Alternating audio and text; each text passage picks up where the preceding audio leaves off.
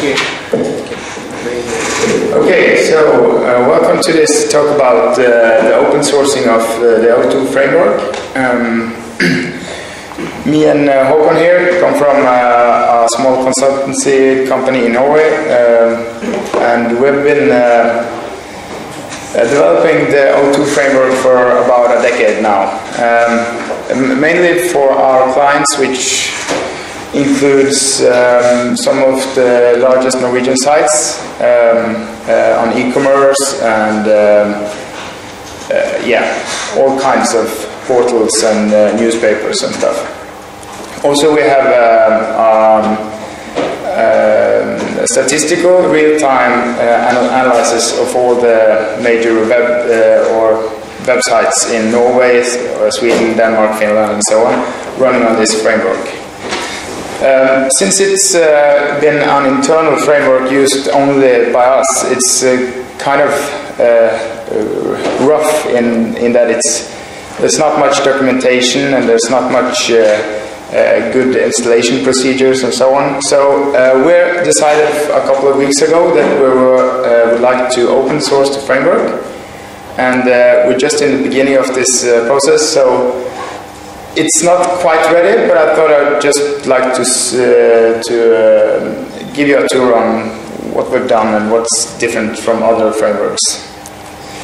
So, JAVAF, or maybe yesterday's anonymous workaholic appreciation fan club, or not. It's yet another web application framework. Yes, and yes, this one is also MVC based. So what else is new? A lot less, actually. Most web application frameworks offer great flexibility and a lot of flexibility in what you can do and actually, as Larry told us yesterday, what you must do. But we thought, why is frameworks such as Ruby on Rails successful? And we think that it's one special thing. It simplifies. It narrows down what you can do and what you must do.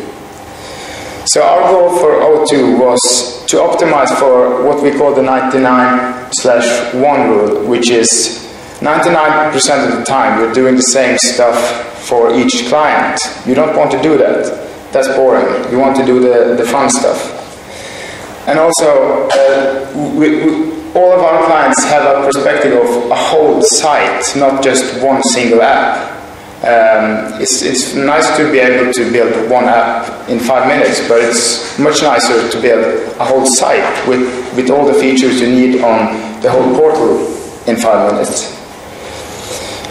So we'd like to shift development from the complex side to the simple side, meaning taking the load from the programmers to the web designers and from the web designers to the content creators.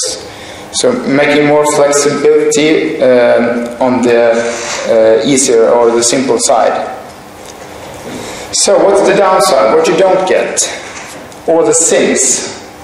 Well, it's not very Perlish, meaning that we don't use the Perl, what do you call it?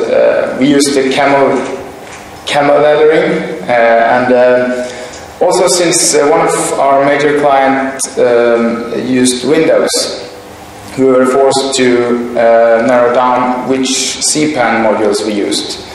So it's been a goal from early on to be self-contained, meaning that we don't rely very much on other modules. Now this is changed later because now we say that MySQL or kind of MongoDB and such open source databases and Apache and Ubuntu and all the really good stuff is our requirement. So we skipped Windows, and we're probably leaning more to becoming more Perlish and using like the PSGI, which was talked about earlier. It's very interesting for us. It's not very polished, meaning that we built this for our use, not to be very good documented and streamlined process for setting it up and stuff. So it's kind of rough yet, but we're hoping to get it more polished and more Perlish as we go along.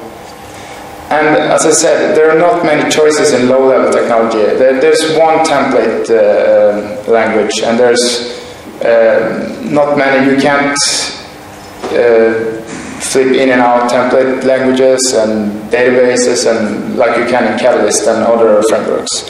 But this is, I think, one of the strengths. You don't have to worry about those things. And I know that the Perl community likes there's more than one way to do it approach. But for us, it's been easier to just have a tight frame of what you can do. So why bother with all these negative sides? Why do we bother making our own? Well, here are some of the main strengths of the framework. The framework's been developing for over 10 years, so I think it's there's a lot of small details that we think are really good, but here are the main strengths. One thing we have that we haven't seen, maybe there may be other frameworks that do this, but we haven't seen it in such a way that everything is an O2 object, meaning that even if you have a log line in your database or a product that you sell in a cart, or the cart itself, or an article, a web page, everything is an O2 object. You can think of it as an object repository with power tools. All objects can potentially be published in multiple medias. They can be serialized, they can be fully internationalized, they can be cached, they can be related to each other, they can export it, import it, you can index them, you can manage them. All create, read, update and delete graphical user interface is automated per default, etc., etc. I'm just going to make an adjustment on my screen here.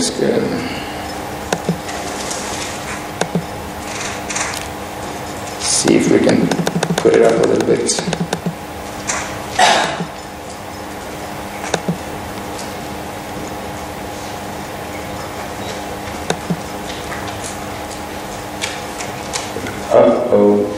Okay. So this is an example of how you can use the framework. We have a context module which gives us our environment. With the context you can do all sorts of stuff. You can say what language is the user using now. Give me my database. Give me and all sorts of stuff. What we're doing here is that we have a method called getObjectById, and since everything is an object, O2 object, you can do this by all the objects you have in your database. So when you have the object, you can get the name. All objects have some data fields that are uniform for all objects, like the meta name, which is a name that can identify the object. And you can operate on the object, and you can publish it, you can save it, you can index it, you can search for them and stuff. You can work with objects. Here we have a mock-up object called the O2 movie, which is a movie collection. And through the context, you can say get manager by class name, which is all objects have a manager which manages the object. You can list them, you can do that search for them and stuff. So what we're doing here is instantiating the movie manager, and we're calling list movies by year from that manager, passing in the year as a parameter. And each movie we can say get title. Oh, there's a typo there. And for each movie we can say list cast. This is just something you can do. I think you probably take about 1 minute, 2 minutes to make these movies. Håkon here is going to show you afterwards how you can do it. Also, we have a built-in relational search, and as I said, this is just a small portion of what's going on in O2, but you can get singleton, which is just a way to say, give me one of this across all the process. And through that you can do an object search, which is by default built in. If you say you have a year accessor, you can say greater than from year and less than 2 year. And if you have a genre accessor, you can search in that, and you can use like and in and all these kinds of database stuff that you normally do, just without the database. So we have integrated solutions. It comes with quite decent, what you see is what you get, content management system, meaning that you can manage not just the articles, but all objects, meaning your cart, your files, your images, and so on. And it's a pretty flexible e-commerce solution that works. This is from one of the largest Norwegian e-commerce sites measured in number of transactions per year. It's run on O2 and Perl. It's only Perl. And there's a graphical user interface for tying it all together, which you can just drag and drop objects across the platform and publish them and save them and, yes, manage all the objects. And also we have a template system that we like to use, and which is very clean, expandable, easy to use. The template system is built around tag libs, which is kind of like a Perl module only for the templates. So each tag lib is containing the tags which define how you use them. I'll try to explain. Here's some example of some tags. In the top here we say, okay, just include this file. You could include an URL and you could pass parameters to it. We say use string format, which is a tag lib which contains like substitute. So you can say substitute from R to N rude, and you can probably imagine what that means. Here we have also for creating graphs, we can say auto use graph. This is for HTML and XML and all kind of other templates. Normally we use it for HTML. So with the graph you can pretty much easily through Perl variables. You see one here. This is a reference to an array containing all the data, and just whip up a graph pretty easily. And also AX and other stuff like Google closures and jQuery and stuff is also built in with a pretty decent and easy to use tags. So here we have a form which says, okay, replace the results, meaning this div here. So when we post this search, it goes to the server and replaces it with this div down below. There's a pretty extensive number of tags you can use. This is just some of it, and you can very easily also extend it to yourself.